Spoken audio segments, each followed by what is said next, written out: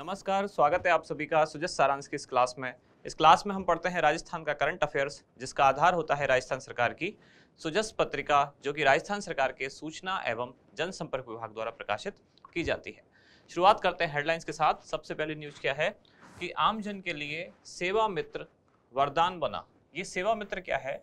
ये ई मित्र की सुविधा जैसा ही एक पोर्टल है या एक कार्यक्रम है। जैसे ई मित्र केंद्र होता है, ऐसा ही सेवा मित्र केंद्र है, पोर्टल नहीं।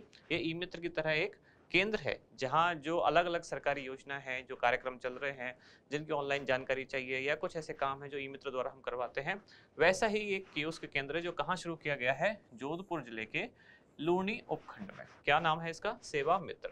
इधर हम देख रहे हैं जलदाय मंत्री ने कहा किस बारे में कि पेयजल समस्याओं का समाधान जिम्मेदारी एवं सेवा भाव से करेंगे। साथ ही यहाँ ये भी जानकारी दी गई है कि 31 जनवरी को हर घर तक जो नल से जल पहुंचाना था, ऐसे नए कनेक्शन की संख्या कितनी हो गई थी 31 जनवरी को? 8,343। और औसत जो संख्या रही कब? जनवरी फरवरी में, वो रही 6 से 7,000 प्रतिदिन नए जल कनेक्शन। तो जल जीवन मिशन, जिसमें प्रधानमंत्री द्वारा घोषणा की गई थी कि 2024 तक हर घर तक नल से जल पहुंचाना है, तो उसी क्रम में राज्य सरकार द्वारा जो उनका लक्ष्य चल रहा है अभी, उससे थोड़ा सा वो आगे ही चल रहे हैं। 5,000 कनेक्शन प्रतिदिन का लक्ष्य निर्धारित किया था पहले। अब औसत इस महीने यानी जनवरी और फरवरी में कितना चला? 6 से 7,000 अभी कनेक्शन चल रहा है।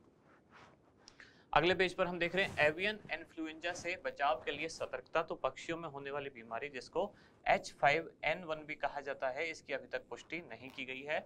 अलग अलग जिलों से सैंपल लिए गए। कहाँ से? जिसमें केवलादेव राष्ट्रीय पक्षी उद्यान, सांभर झील सहित ऐसे 5 जिलों से सैंपल लिए गए, लेकिन अभी भी इसकी पुष्टि नहीं हुई है।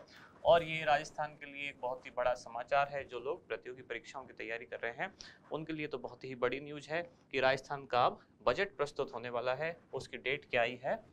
10 फरवरी, यानी 10 फरवरी 2023 को राज्य सरकार का बजट आने वाला है 2023-24। तो काफ़ी चीज़ें हैं जो आपके काम की यहाँ से निकलने वाली है। बहुत सारी चीज़ें जो आप पूछते हैं कि पुराना डेटा अब ये है या वो है, या कितनी चीज़ें, नए स्कूल कितने खुल गए महात्मा गांधी वगैरह, या किस योजना में क्या बढ़ोतरी हो गई, तो अभी तक का जो डेटा है उसमें कुछ और हेरफेर हो सकता है जब नया बजट आएगा। किसी योजना में हो सकता है उसका वित्त बढ़ा दिया जाए, अलग अलग ज़्यादा जिलों को शामिल कर लिया जाए, ज़्यादा क्षेत्र कवर किया जाए। बहुत सारी चीज़ें हैं, बहुत सारी जानकारियाँ 10 फरवरी को आपके लिए आने वाली हैं। अगले पेज पर हम बढ़ते हैं। यहाँ है वनाधिकार प्रकरण, जिसमें जयपुर उदयपुर से निस्तारण मिशन मोड़ पर होगा। और यहाँ राजस्थान आवासन मंडल से एक सूचना जिसमें कहा गया है कि 4300 फ्लैट स्वतंत्र आवास।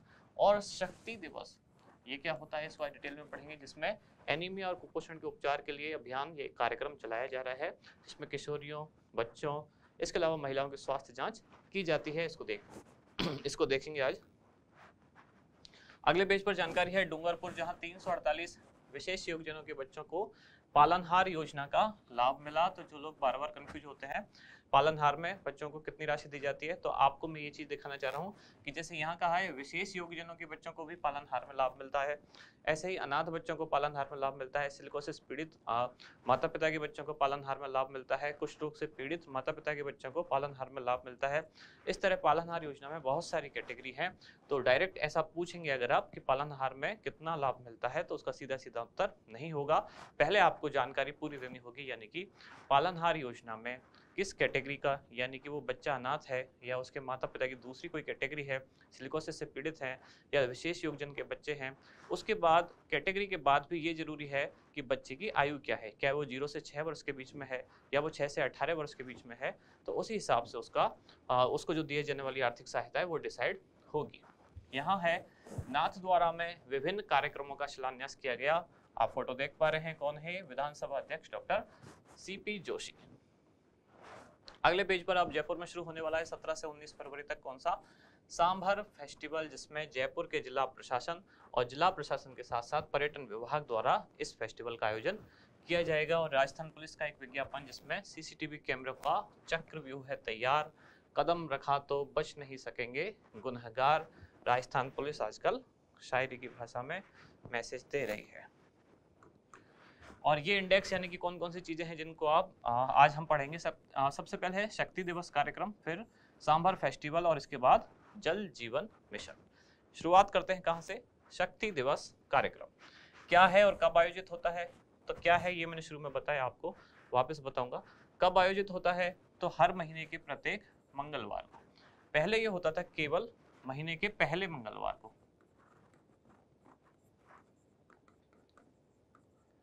अब इसको कर दिया गया है प्रत्येक मंगलवार को। तो हर महीने के प्रत्येक मंगलवार को एक कार्यक्रम का आयोजन होता है जिसका नाम रखा गया है शक्ति दिवस। किस चीज के लिए है ये, यानी कि कार्यक्रम का उद्देश्य क्या है? एनीमिया और कुपोषण के मुक्ति, यानी कि स्कूलों में पढ़ने वाले बच्चे, किशोरियां या महिलाएं, इन सभी के स्वास्थ्य की जांच की जाती है। अगर उनमें हीमोग्लोबिन आयरन की कमी है तो उनको आयरन की गोलियां दी जाती हैं। इसी का नाम रखा गया है शक्ति दिवस कार्यक्रम। अब यहीं से उस सवाल का भी आपको जवाब मिलेगा। अभी कुछ दिन पहले मैंने आपको बताया था मैराथन वाली क्लास में कि मुख्यमंत्री बाल गोपाल योजना में जो दूध वितरण का जो दिन था पहले मंगलवार को चेंज करके क्या कर दिया गया? बुधवार कर दिया गया। यानी कि मुख्यमंत्री बाल गोपाल योजना में विद्यालयों में कौन कौन से 2 दिन अब दूध वितरण किया जाता है? तो वो है अब बुधवार और शुक्रवार। पहले कौन सा था? पहले था मंगलवार और शुक्रवार। अब जब पहले मंगलवार था और मंगलवार को पहले ही एक और कार्यक्रम चल रहा है जो कि स्कूल के बच्चों के लिए भी है।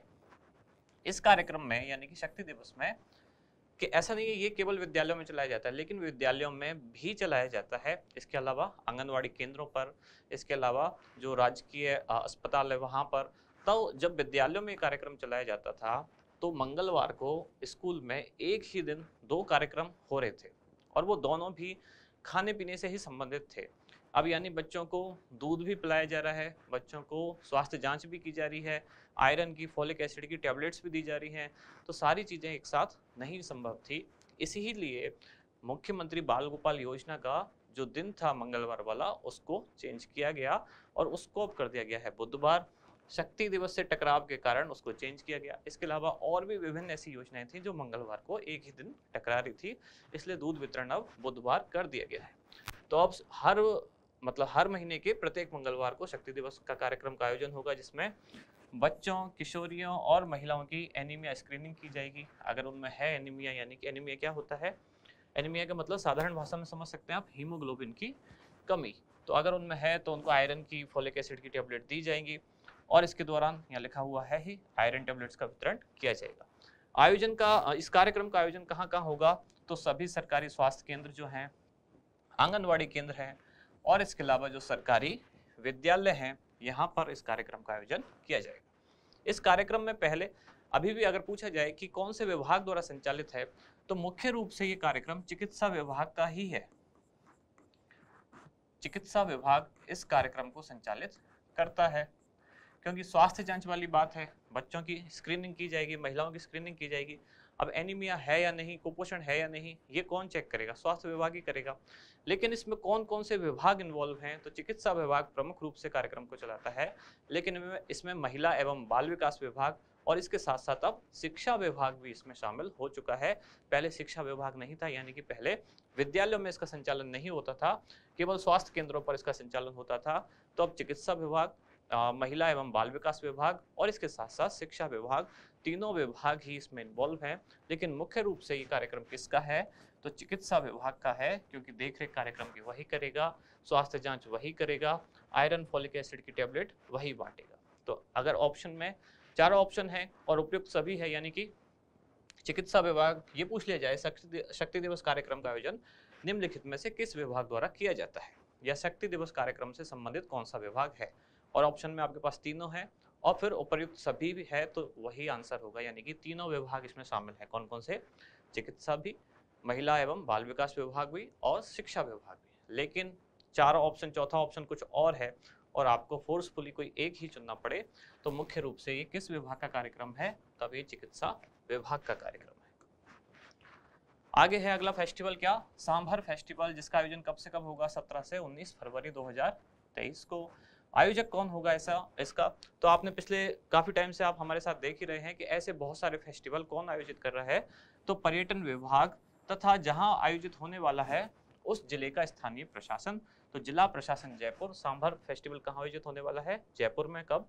17 से 19 फरवरी 2023 को। तो जयपुर का जिला प्रशासन और पर्यटन विभाग इस कार्यक्रम का आयोजन करेगा। अब इसका विवरण दिया गया है कि जयपुर में पहले से ही बहुत सारे फेस्टिवल हैं, जैसे कि काइट फेस्टिवल यानी कि पतंग उत्सव, धुलंडी फेस्टिवल होली के आसपास जो होगा, तीज फेस्टिवल, गणगौर फेस्टिवल। अब इसके बाद एक और फेस्टिवल जयपुर में शुरू होने वाला है जिसका नाम होगा सांभर फेस्टिवल। अगले पेज पर तीसरा टॉपिक है हमारा जल जीवन मिशन। इस मिशन की घोषणा की थी प्रधानमंत्री ने 2019 को 15 अगस्त के दिन यानी कि स्वतंत्रता दिवस के दिन 2019 को लाल किले से प्रधानमंत्री द्वारा घोषणा की गई। मैं प्रधानमंत्री बोल रहा हूँ, इसका मतलब ये भारत सरकार का कार्यक्रम है। तो भारत सरकार यानी कि केंद्र सरकार द्वारा कार्यक्रम शुरू किया गया और फिर राज्य सरकार के स्तर पर इसका क्रियान्वयन किया जाता है, यानी कि ये केंद्र प्रायोजित योजना है। पहले मैं एक बार बता चुका हूँ, केंद्र प्रायोजित होती है एक योजना। 3 तरह की योजनाएं होती है केंद्र प्रायोजित। एक केंद्रीय क्षेत्र की योजना और फिर एक राज्य की योजना, राज्य स्तरीय या राज्य क्षेत्रीय योजना। तीनों में क्या फर्क है? केंद्रीय क्षेत्र की योजना सेंट्रल सेक्टर स्कीम, ये हुआ केंद्रीय क्षेत्र की योजना। दूसरी है केंद्र प्रायोजित, इसका मतलब सेंटर स्पॉन्सर्ड स्कीम। अब इसको केंद्र प्रायोजित, केंद्र प्रवर्तित ऐसे कुछ भी हिंदी अनुवाद कर देते हैं, यानी कि इसमें सेंट्रल गवर्नमेंट इसको स्पॉन्सर करती है। और तीसरा राज्य स्तरीय राज्य क्षेत्र की योजना। तीनों में अंतर क्या है? ये पूरी तरह से केंद्र द्वारा, ये पूरी तरह से राज्य द्वारा, और इसमें दोनों इन्वॉल्व होते हैं, यानी कि केंद्र और राज्य। केंद्र सरकार प्लानिंग करती है, राज्य सरकार उसका क्रियान्वयन करती है। कौन सी योजना? केंद्र प्रायोजित योजना। तो ये योजना प्रधानमंत्री द्वारा जब शुरू की गई तो इसका मतलब, और राज्यों द्वारा इसका इम्प्लीमेंटेशन किया जाना है, इसका मतलब ये केंद्र प्रायोजित योजना है। और उद्देश्य क्या निर्धारित किया गया कि वर्ष 2024 तक हम हर घर तक नल से जल पहुंचा देंगे, ऐसी सरकार का या ऐसा सरकार का विजन था, ऐसी उनकी घोषणा थी। कौन से विभाग द्वारा संचालित है कार्यक्रम? तो केंद्रीय जल शक्ति मंत्रालय के अधीन कौन सा विभाग? पेयजल एवं स्वच्छता विभाग। यहाँ भी केंद्रीय मंत्रालय इसको चला रहा है। ये केंद्र सरकार की केंद्र प्रायोजित योजना है। यहाँ इसका विवरण कि ऐसा कौन सा जिला बना जिसमें हर घर तक नल से जल सबसे पहले पहुंचा? तो मध्य प्रदेश का बुरहानपुर देश का पहला हर घर जल प्रमाणित जिला बना। 23 जुलाई 2022 को बुरहानपुर और इसके बाद फिर 3 अगस्त 2022 को दीव हर घर जल प्रमाणित जिले घोषित किए गए। पहला कौन सा रहा? तो पहला ही पूछा जाता है ज्यादातर। बुरहानपुर पहला जिला रहा जहां हर घर तक नल से जल पहुंच गया। ऐसे ही पहला राज्य कौन सा रहा जहां हर घर तक नल से जल पहुंच गया, यानी कि ऐसा राज्य जहां पूरी तरह से हर घर में नल से जल पहुंच चुके हैं कनेक्शन, तो वो है गोवा। अब बात की जाए तीसरी चीज क्या पूछी जा सकती है? एक जिला पूछा जा सकता है, राज्य पूछा जा सकता है, और तीसरा क्या बचा फिर? केंद्र शासित या संघीय शासित क्षेत्र। तो दादरा नागर हवेली और दमन दीव पहला केंद्र शासित प्रदेश बना जहां पूरी तरह से हर घर में नल से जल कनेक्शन पहुंच चुका है। 3 चीज याद रखनी है, बुरहानपुर जिला, गोवा राज्य और दादरा नागर हवेली और दमन दीव पहला केंद्र शासित क्षेत्र।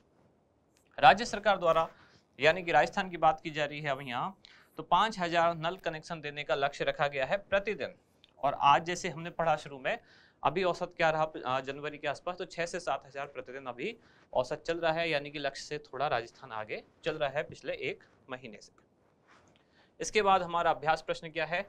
एनीमिया तथा कुपोषण उन्मूलन हेतु चलाए जा रहे कार्यक्रम शक्ति दिवस का आयोजन किस दिवस को किया जा रहा है? बुधवार, मंगलवार, शुक्रवार, शनिवार।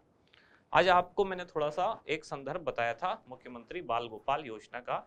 ये मैंने इसलिए बताया ताकि जब आपको रीजन पता होता है तो आपको डेट या डे जो है वो अपने आप याद हो जाएगा। आपको पता था, अब आपको रीजन पता है कि बाल गोपाल योजना में क्यों परिवर्तन करना पड़ा, क्योंकि टकराव हो रहा था एक दूसरी योजना के साथ, इसलिए वो दिन परिवर्तित करना पड़ा। मंगलवार और शुक्रवार पहले थे, अब बुधवार और शुक्रवार हो गया मुख्यमंत्री बाल गोपाल योजना में। ऐसे ही शनिवार को विद्यालयों में कौन सा कार्यक्रम होता है? तो नो बैग डे, यानी कि उस दिन बच्चों को बैग नहीं लाना है।